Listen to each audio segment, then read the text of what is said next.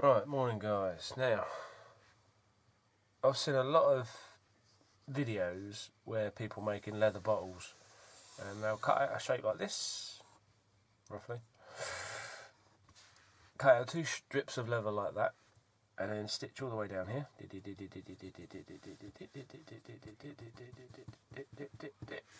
Right, and then you stuff a load of, wet it, stuff a load of grain inside it, popcorn kernels, lentils, anything like that. Let it dry and then it will take on the bulbous shape. Right, that's a lot of stitching. Anyway, I was sitting there thinking about designs I haven't seen, and I thought, why not fold it and just sew this side, then this edge here is going to be less likely to leak. Yeah, I know you're going to end up with a tight turn here, but I've got we've got beeswax and I've got pine resin to seal all the seams up properly. So if this came round like that and made this into the stopper, and then you could pour out probably a bit better. You could have a handle or a hole in the top here, a hole here. So you could lash it to things. A lot less stitching, same amount of leather. What do you reckon? Is it going to work? Is it going to fail? Is it going to leak? Only one way to find out. Right, so I'm going to want a big square of leather. Now, if you probably won't be able to see it, but the grain of leather looks like it's running this way. Well, there's folds, all the folds and creases go this way. So if all the fibres are running that way, when you come to stuff it to try and make it swell out, it's more likely to stretch evenly if it was all on that lot. If it was this way, it might be a bit uneven and a bit lumpy. Same with when you do two pieces of leather like that. If the grain's going different ways, it's going to affect it differently. So I'm going to stick with the grain going across this way. I'll just kind of decide on size.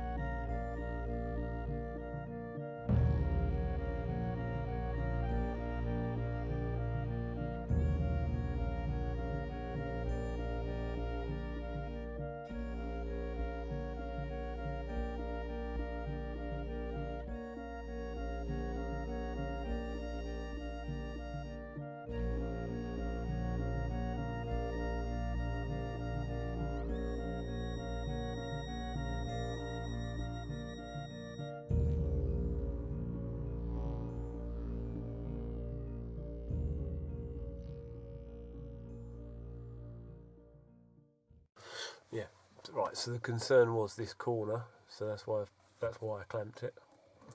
That's all looking pretty good.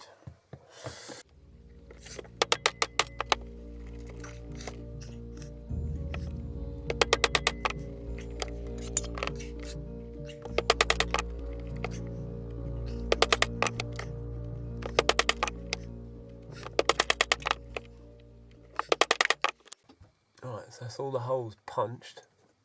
So I'm going to have a hole here for some kind of lanyard thing. I need another hole to hold the cork so I don't lose it.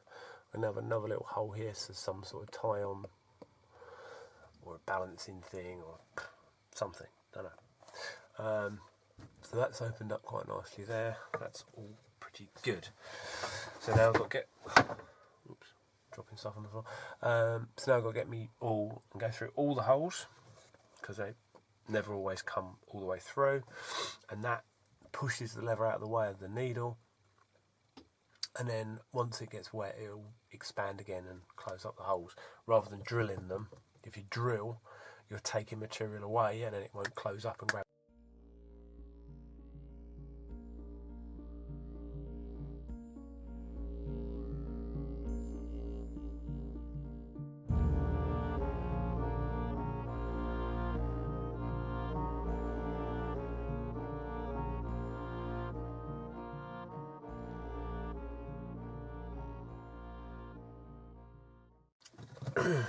Right, so that's all glued and stitched now.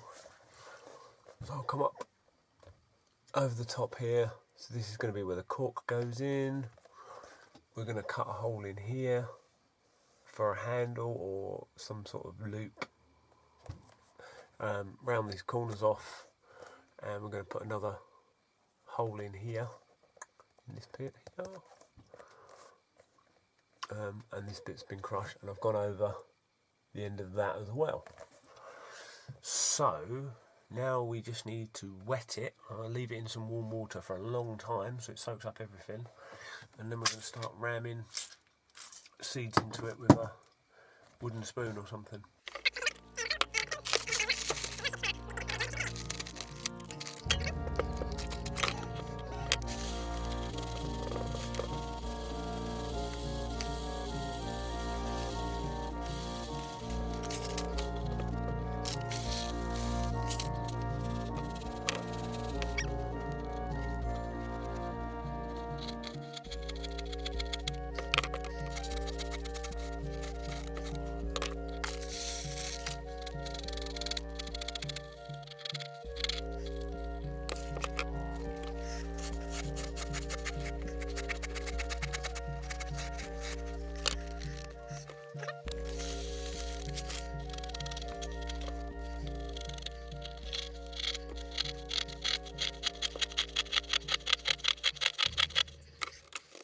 Right, so after a lot of fighting and shoving, here we have it, full up with rice. Obviously it's still wet. So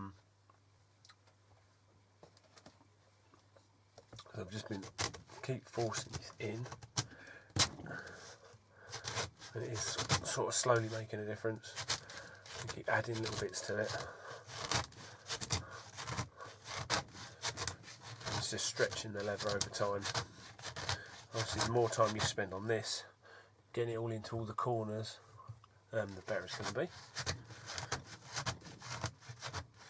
Right, so now I don't think I'm going to get any more in that. It's solid, it's all round right into all the corners.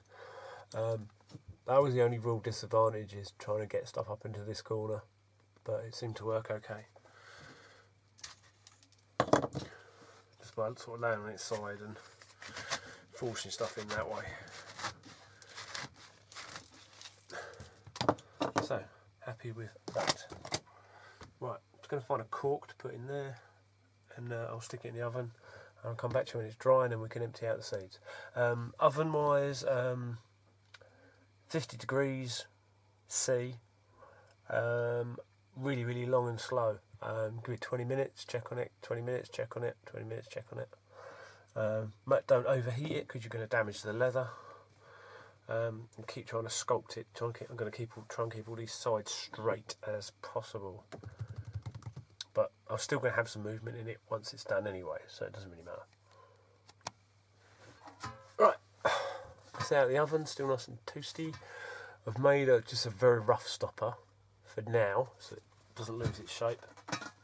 And where it's shrunk down, really gripped on that nicely.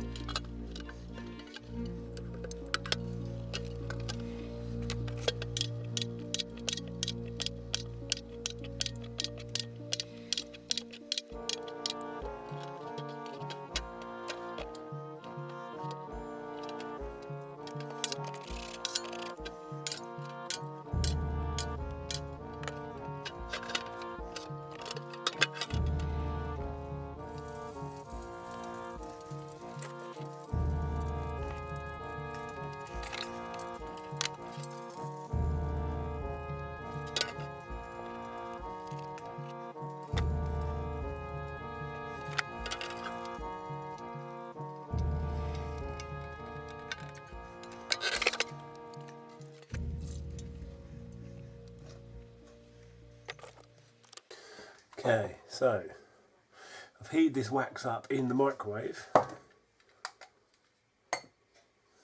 Turn on. It's still reading 104. So we're going to let this cool down. Because what I did yesterday, where I had the burner underneath, is overheated it. You can see there's no light. Yeah, so you can see this side's all crumpled in.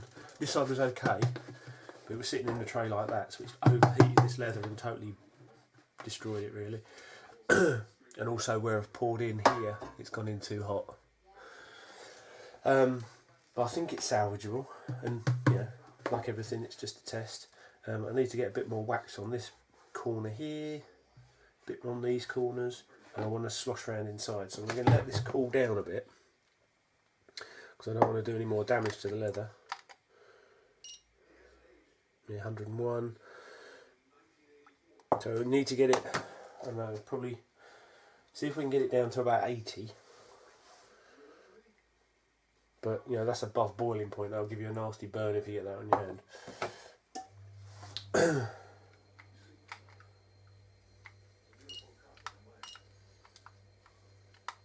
we go. Yeah, down to 96 already. 98.7.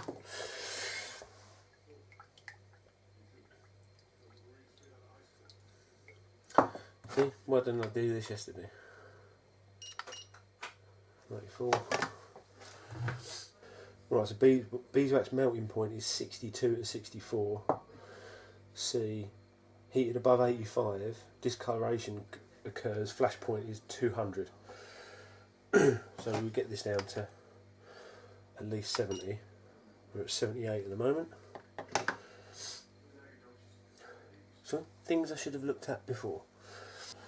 Right, so here we jolly well go.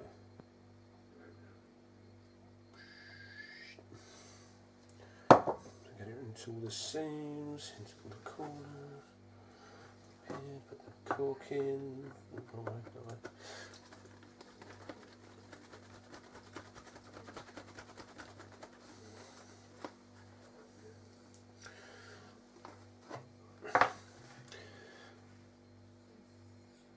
There you go. You ate the lot. All gone. That's good, so it's definitely got a good coating all round there. Happy now. Right, so now we'll do the same thing with beeswax. With pine resin. Right. Pine resin, 30-second bursts.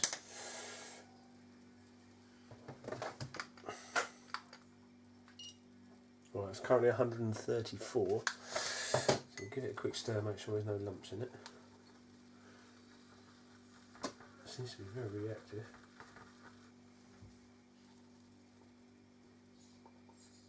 Right, so that's starting to thicken.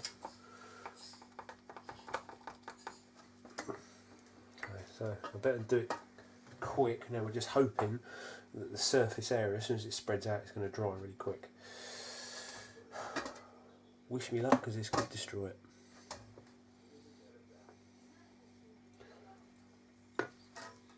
That glass is really bloody hot.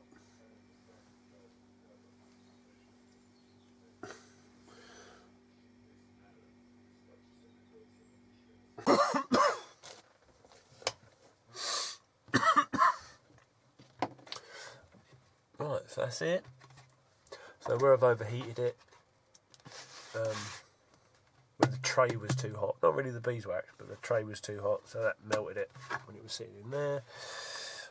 And we've got some distortion on here, but it still kind of looks alright from this side. And it's watertight, so we're all good. I'm going to have to make another stopper. This is just like a temporary one that I rattled up. Make another stopper, drill a hole in it, and that'll do for now. Right, so there you go.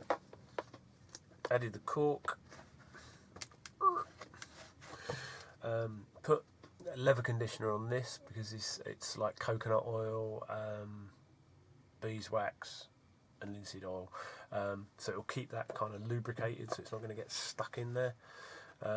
Drilled a hole through it, so it's attached by a lanyard, so you're not going to lose it in the woods, because a piece of wood in the woods is very, very easy to lose. And I put a little strap on there as well with a couple of snaps, so it can be like put onto my belt, or and we've still got another couple of tie outs here if I wanted to make a shoulder strap for it or something. But sort of happy with it. It's come out a bit patchy, a hell of a lot of work, but yeah, just overcooked it. But if I do decide to make another one, I will probably go with the same design. I like the idea of having that fold rather than the stitching all the way around, even though having the stitching all the way around would look a lot neater and a lot smarter, and probably wouldn't get so much distortion. So it's a catch-22 really. It's whether you want it for aesthetics or practicality. I thought having it off-centered would make it pour a little bit nicer, and it does. It holds water absolutely fine. So yeah, I know if I did it again I could do it a lot better. That's what's frustrating, but it's a lot of leather to use on a project, so I'm going to use this for a few months, and if it cracks or destroys it, because this is seriously hard, and I reckon if it got squashed it would damage it. But I want to see how this behaves with time before I make another one. So there you go. Cheers guys.